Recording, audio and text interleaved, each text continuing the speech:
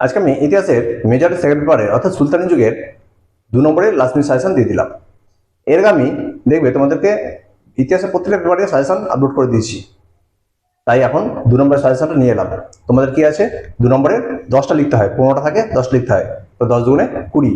তা 20 নম্বর জায়গাটা অনেক বড় জায়গা, তোমরা একটা কি করো, ভালো মতো প্রিপারেশন নিয়ে যাও না, ওই বড় প্রশ্ন করে যাও আর 2-একটা শর্ট প্রশ্ন দেখে যাও, সব কমন পাও না, কিছু লেখো কিছু ছেড়ে আসো। অ্যাটলিস্ট লক্ষ্য করো এই 20টা নম্বর পাওয়া কত সহজ, যেটা তোমাদের আমি ভিডিওর মাধ্যমে বুঝিয়ে দিচ্ছি। আমি যে কটা প্রশ্ন দিচ্ছি করে যাও, তোমাদের 15টা থাকে 10টা লিখতে হয়, তো আশা করি 10টাই কম পেয়ে যাবে। এবার দেখো, এই 10টা প্রশ্নের জন্য আমি তোমাদেরকে দিচ্ছি 30 থেকে 40টা মতন প্রশ্ন।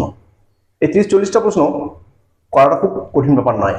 তোমরা বড় প্রশ্ন করেছো, বড় প্রশ্নের মধ্যে থেকেই দেখবে 2 নম্বর শর্ট প্রশ্ন অনেক কটা পেয়ে যাবে। এবার দেখো কোন প্রশ্নগুলোকে তোমরা পার্টিকুলার ভাবে দেখে যাবে যে এইগুলো করলেই তোমরা কম পেয়ে যাচ্ছ, সেটা কিন্তু কোনো চ্যানেল দিয়ে থাকে না, একমাত্র আমার চ্যানেলেই আমি কিন্তু তোমাদেরকে হাতের মুঠে করে দিচ্ছি। 5 নম্বর, 10 নম্বর এবং 2 নম্বর। 2 নম্বরের জন্য আলাদা ভিডিও, 5-10-এর জন্য আলাদা ভিডিও। এবার দেখো 2 নম্বরের জন্য আমি কি কি প্রশ্নগুলো রেখেছি।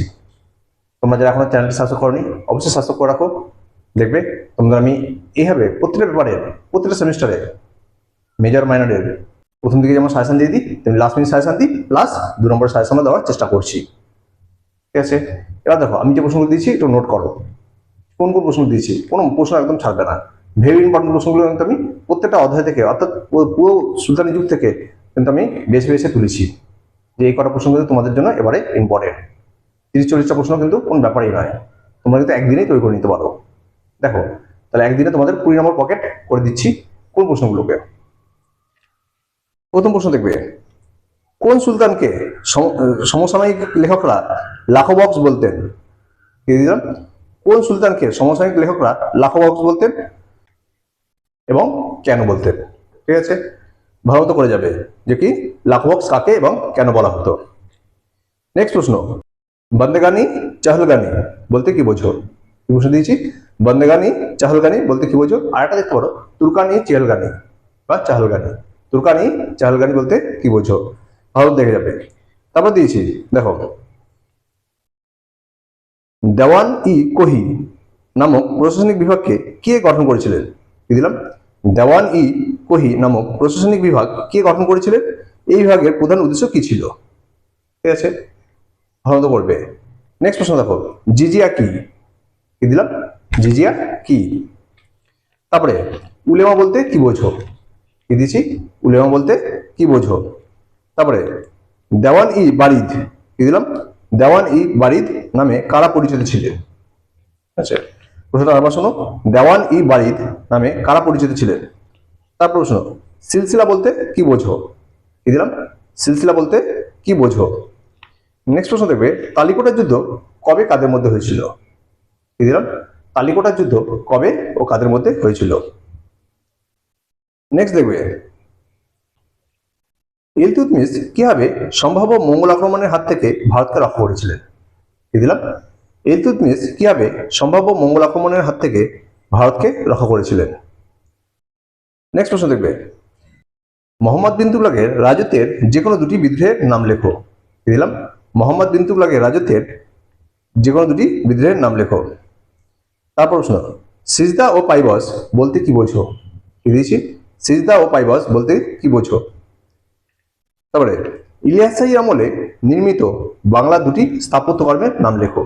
কি দিলাম, ইলিয়াস শাহীর আমলে নির্মিত বাংলার দুটি স্থাপত্য শিল্পের বা স্থাপত্যকর্মের নাম লেখো।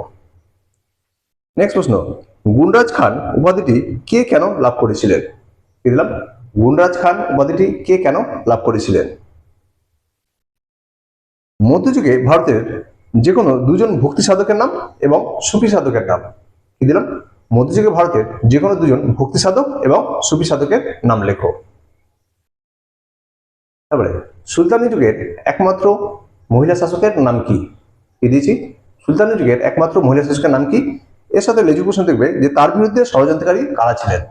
কি দিলাম, তার বিরুদ্ধে ষড়যন্ত্রকারী কারা ছিলেন? তারপরে সেরা ই আদল কি ছিল? কি দিলাম, সেরা ই আদল কি ছিল? নেক্সট প্রশ্ন, সদর উস সুদূর, কি দিলাম, সদর উস সুদূর বলে কে পরিচিত ছিলেন?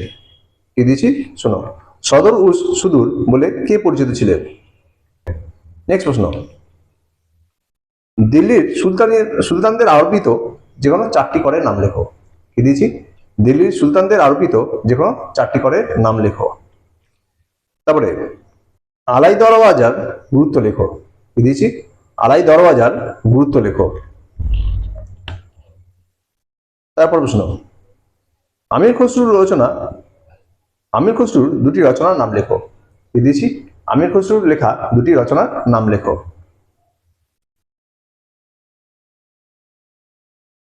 তারপর প্রশ্ন, ভেরি ইম্পর্টেন্ট, হ্যাঁ, দিল্লির সুলতানের আকবর কাকে বলা হয় এবং কেন? কি দিয়েছি, দিল্লির সুলতানের আকবর কাকে বলা হয় এবং কেন বলা হয়। ঠিক আছে, তারপর দেখো নেক্সট প্রশ্ন, ভারতে কে ও কখন দিল্লি সুলতানি প্রতিষ্ঠা করেন? কি দিলাম, ভারতে কে ও কখন দিল্লি সুলতানি প্রতিষ্ঠা করেন। নেক্সট প্রশ্ন দেখবে, 40 চক্র কি ছিল? কি দিলাম, 40 চক্র কি ছিল। ভারতের তোতা পাখি কাকে এবং কেন বলা হয়? কি দিলাম, ভারতের তোতা পাখি কাকে এবং কেন বলা হয়। সুলতানের যুগে দাগ ও হুলিয়া বলতে কি বোঝো? কি দিয়েছি, সুলতানের যুগে দাগ ও হুলিয়া বলতে কি বোঝো।